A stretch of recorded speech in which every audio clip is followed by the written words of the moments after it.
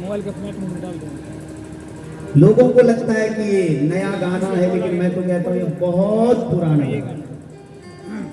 रब ने बना दी जोड़ी एक फिल्म है, उसी फिल्म का ये गाना है शायद। तो उसमें ये बड़ी सुंदर पंक्ति है, तुझ में रब दिखता है यारा मैं क्या करूं, सजदे सर झुकता है यारा मैं क्या करूं। पर वस्तुतः ये गाना आज का नहीं, हजारों वर्ष पूर्व के, अरबों खरबों वर्ष पूर्व के, बस भाषांतर है।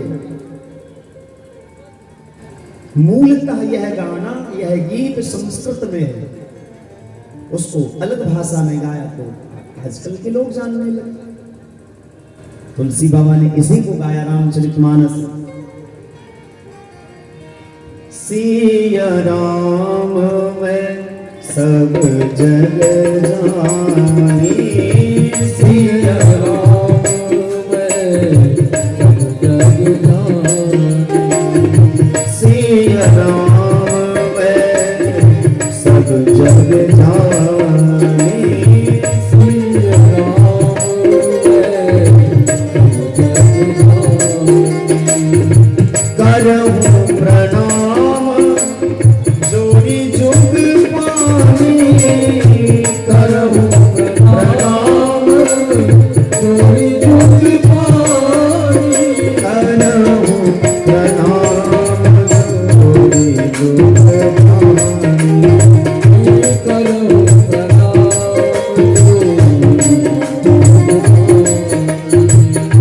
करहूं प्रणाम जोड़ी जुग पानी, करहूं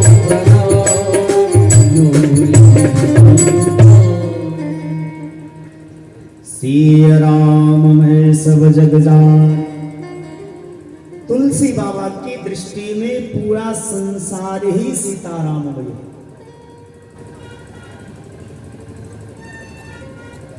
यदि किसी ने जीवन में किसी से प्यार किया होगा तो पता होगा, जब किसी को किसी से दिल लग जाता है, आंख बंद करता है तो उसका चेहरा दिखता है।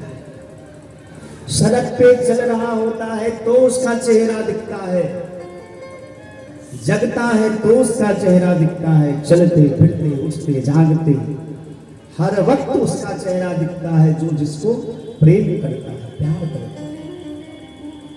उसी प्रकार जब भगवान के प्रति हमारे हृदय में प्रेम हो जाएगा तो संसार में हर जगह भगवान ही दिखाई देगा। एक बार कोई साधु, पहुंचा हुआ साधु किसी रास्ते से गुजर रहा था। उस रास्ते में किसी वेश्या का घर,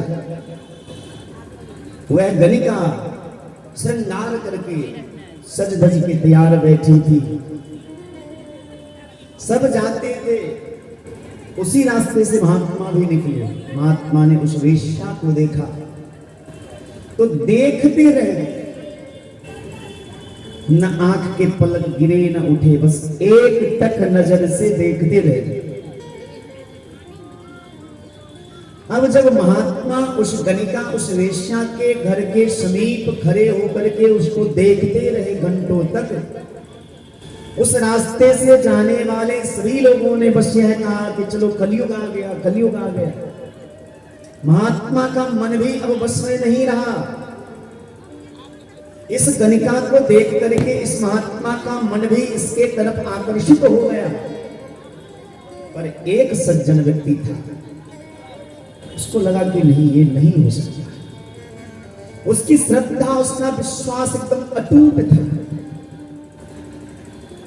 तो उसने जाकर के महात्मा को प्रणाम किया और कहा कि बाबा क्षमा करना, हम तो संसार के जीव हैं, आप कई घंटों से इस गणिका को देख रहे हैं, लोग आपके बारे में भला बुरा कह रहे हैं, क्यों देख रहे हैं? महात्मा ने बड़ा सुंदर जवाब दिया कि देखो, मैं इस गणिका को नहीं देख रहा, मैं इस गणिका के सुंदरता को देख रहा हूं। और मैं इसके सुंदरता को ही नहीं, इसकी सुंदरता को देख करके उसको बनाने वाला को याद करता हूं कि जब ये इतनी सुंदर है तो इसको बनाने वाला कितना सुंदर होगा। जब गणिका इतनी सुंदर है तो उसको बनाने वाला कितनी फुर्सत से बनाया होगा, वो कितना सुंदर होगा। जिसकी रचना इतनी सुंदर वो कितना सुंदर होगा। नाम तुम्हारा तारणहारा कब तेरा दर्शन होगा। तो जब हृदय में भावना प्रबल हो जाती है, भक्ति उत्कृष्ट जगह पर चली जाती है,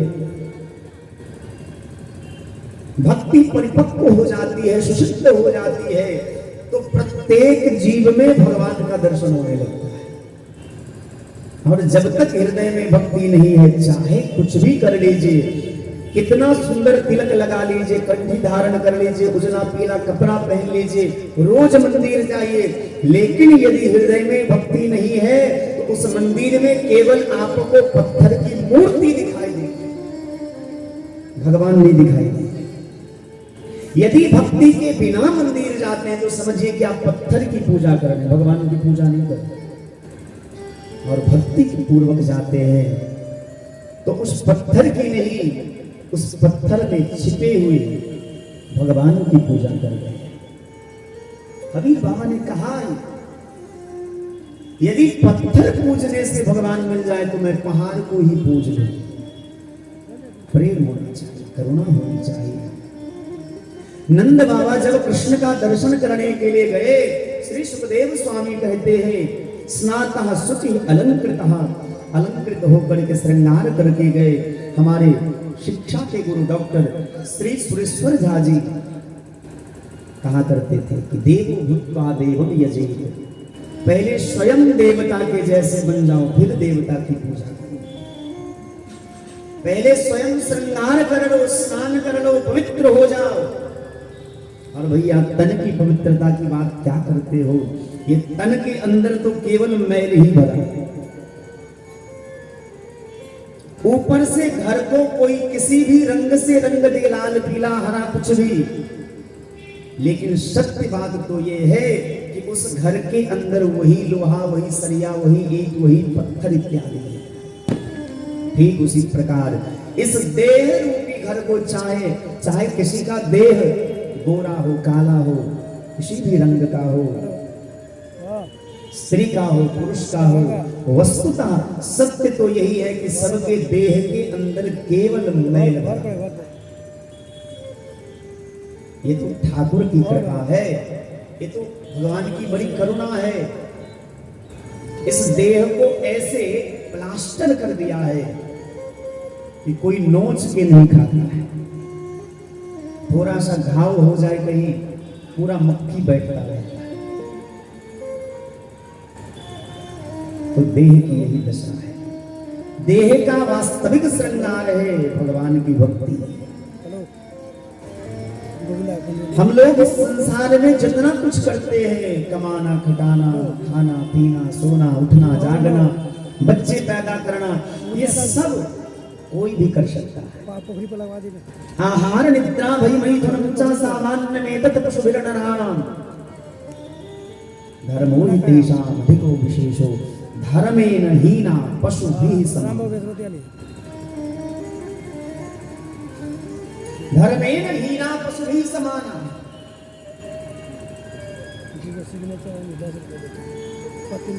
हमको लगता है कि हम बढ़िया बढ़िया खाते हैं तो मनुष्य है। अरे भैया, जिसका जो भोजन है वो करता है। हमको प्रसाद, दाल, साग, तरुआ, पापड़ में जितना अच्छा स्वाद लगता है वही स्वाद सुअर को बिस्टा खाने में लगता है।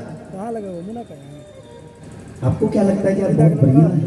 नहीं, भगवान ने आपके लिए वही भोजन बनाया, इसलिए आपको वो अच्छा लगता है। जिसका जो भोजन है, जिसका जो व्यवहार है, जिसकी जो आदत है, जिसका जो स्वभाव है, जिसकी जैसी प्रवृत्ति है, उसमें वो आसक्त रहता है। पर वस्तुतः ऐसे नहीं।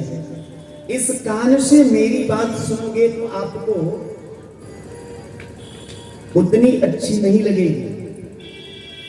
और मेरी बात ही नहीं, शास्त्र की बात, संत की बात, कथा की बातों को इन कानों से नहीं अपितु हृदय से सुनना चाहिए।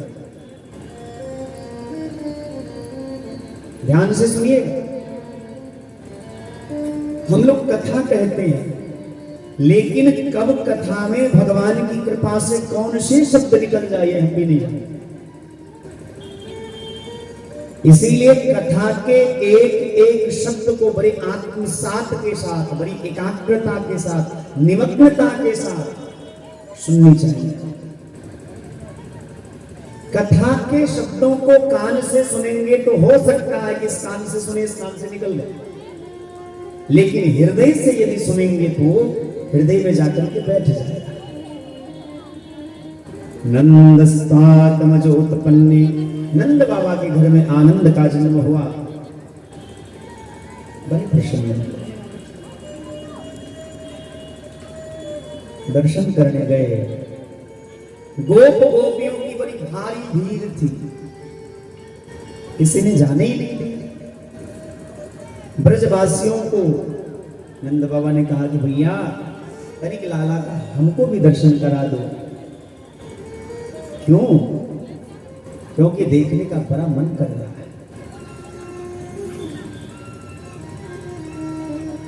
ब्रजवासियों ने कहा कि बाबा यदि लाला का दर्शन करना है तो ऐसे नहीं होगा,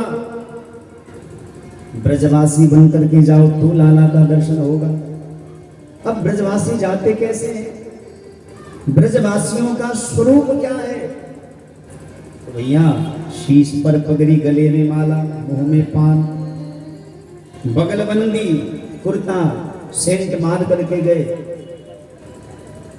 ऐसा सुंदर रूप बनाया नंद बाबा ने। ब्रजवासियों ने कहा कि बाबा नजर लग जाएगी, थोड़ा सा काजल लगा।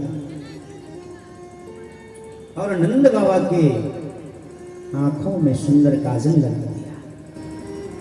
जैसे नंद बाबा ने दर्पण में अपना चेहरा देखा तो दुल्हा वाला रूप याद आ गया, जब यशोदा से ब्याह करने के लिए जा रहे। बड़े प्रसन्न हुए और सभी ब्रजवासी बधाई ले लेकर के नंद बाबा के आंगने में आए। संत का भाव है, आज नंद द्वारे बधैया बाजे, आज नंद द्वारे बधैया बाजे, आज नंद द्वारे बधैया बाजे, आज नंद द्वारे बधैया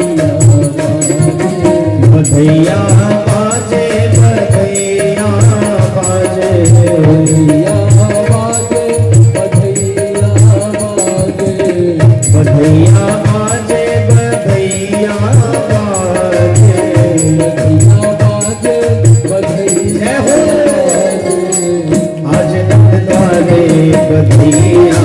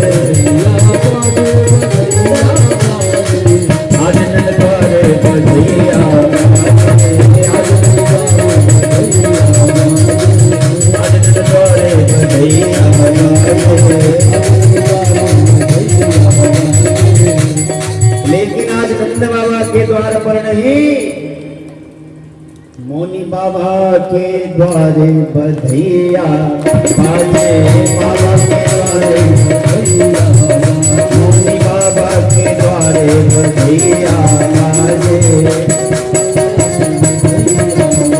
बधैया बाजे, बधैया बाजे, बधैया बाजे, बधैया बाजे,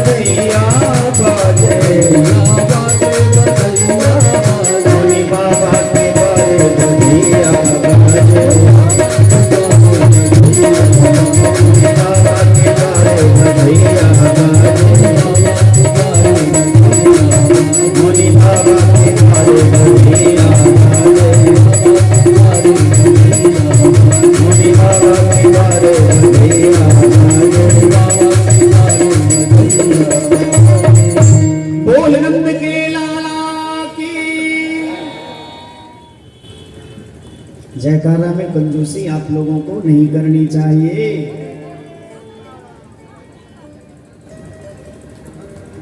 मौनी बाबा के द्वारे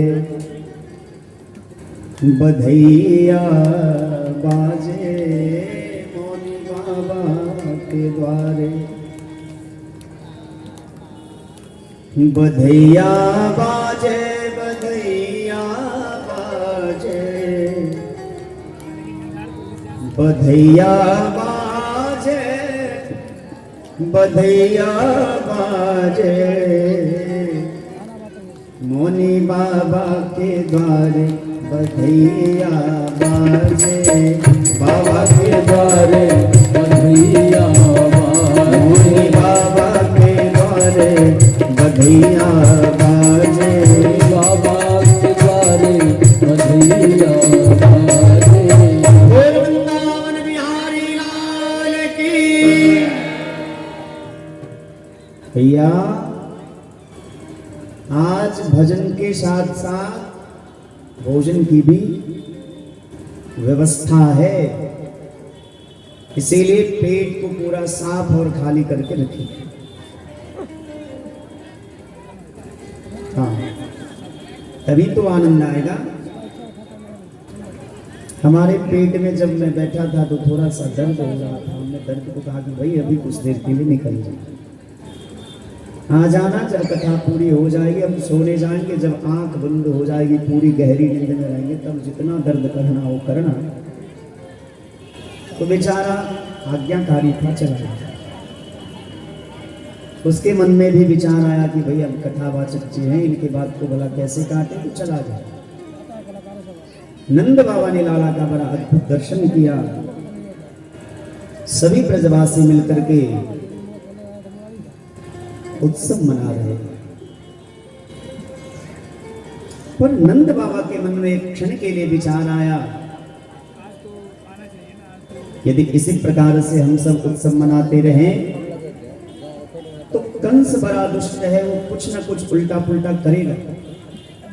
एक बैलगाड़ी में दूध दही मक्खन के मटके भर भर के उनको कर देने के लिए मथुरा गए।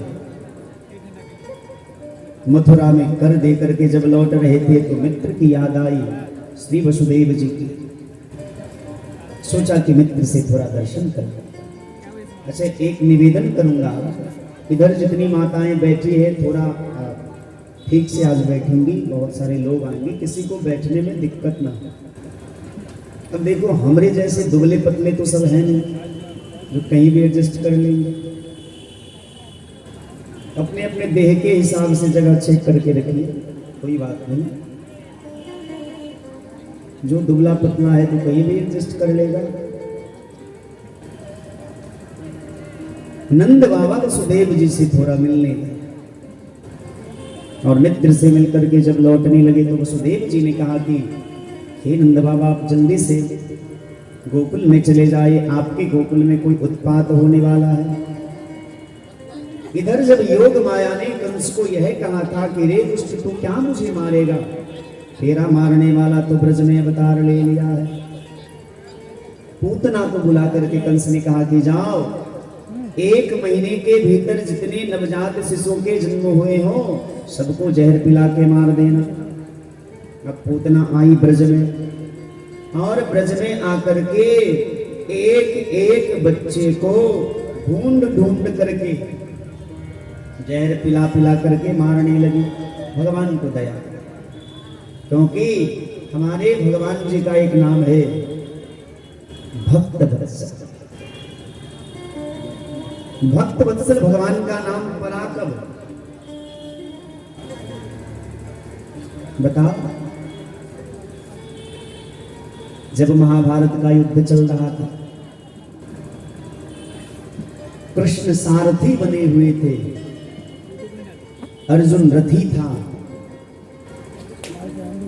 कौरव की सेना में पितामह भीष्म थे। कृष्ण ने प्रतिज्ञा की थी कि मैं पूरे महाभारत के युद्ध में जिसके पक्ष में रहूंगा, किसी भी परिस्थिति में अस्त्र शस्त्र नहीं उठाऊंगा। ये भगवान की प्रतिज्ञा थी। कौरव की सेना में भगवान का एक भक्त था, पितामह भीष्म। तो भक्त ने प्रतिज्ञा कर ली कि यदि मैं गंगा का पुत्र हूं, यदि मैं शांतनु नंदन हूं, तो मैं प्रतिज्ञा करता हूं कि मैं कृष्ण से अस्त्र शस्त्र उठवा करके रहूंगा। दुनिया की नजर में कौरव और पांडव का युद्ध था, धर्म और अधर्म का युद्ध था, लेकिन वस्तुतः लड़ाई तो एक भक्त और भगवान की थी। भगवान ने कहा कि मैं अस्त्र नहीं उठाऊंगा, और भक्त ने कहा कि उठाना पड़ेगा, उठवा के रहूंगा। यार, आज तक कितनी भक्ति की, क्या हमारे लिए इतने भी नहीं कर सकते? भगवान ने कहा नहीं कर सकता, क्योंकि सत्यम परम धीमहि, मेरा नाम सत्य नारायण है। यदि मैं भी झूठ बोलने लगूं तो फिर दुनिया किसके ऊपर भरोसा करेगी? अच्छा, तो इसका ये मतलब हुआ कि आज तक जो आपके बारे में सुनते आ रहे हैं कि आप अपने भक्त के कारण कुछ भी कर बैठते, ये सब झूठ था। बोले झूठ तो नहीं था, लेकिन मैं झूठ बोल नहीं सकता, मेरी बातें झूठी नहीं हो सकती। मैंने प्रतिज्ञा की है, नहीं उठाऊंगा तो नहीं उठाऊंगा। पितामह भीष्म ने कहा कि मैंने भी प्रतिज्ञा कर ली, उठवा के